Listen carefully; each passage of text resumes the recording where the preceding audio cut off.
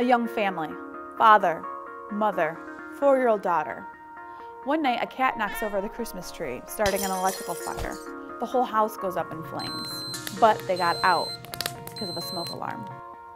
A big summer thunderstorm rolls through town.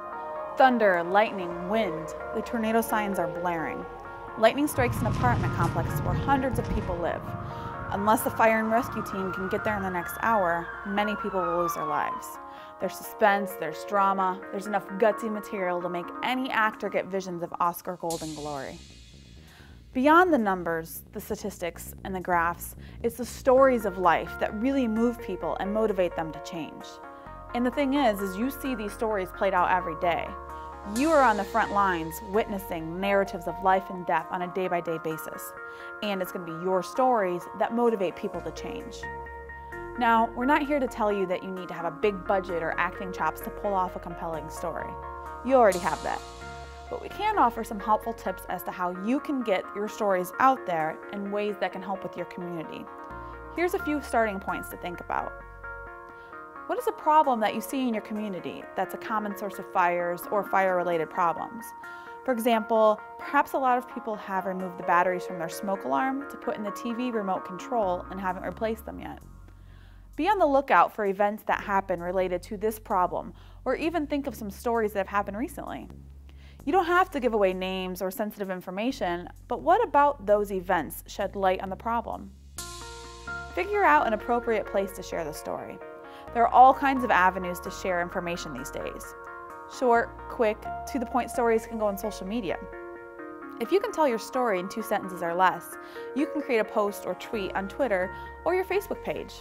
If it's something that has more detail or it's more personal, then perhaps a short video might be a good option. All good videos have a beginning, middle, and end.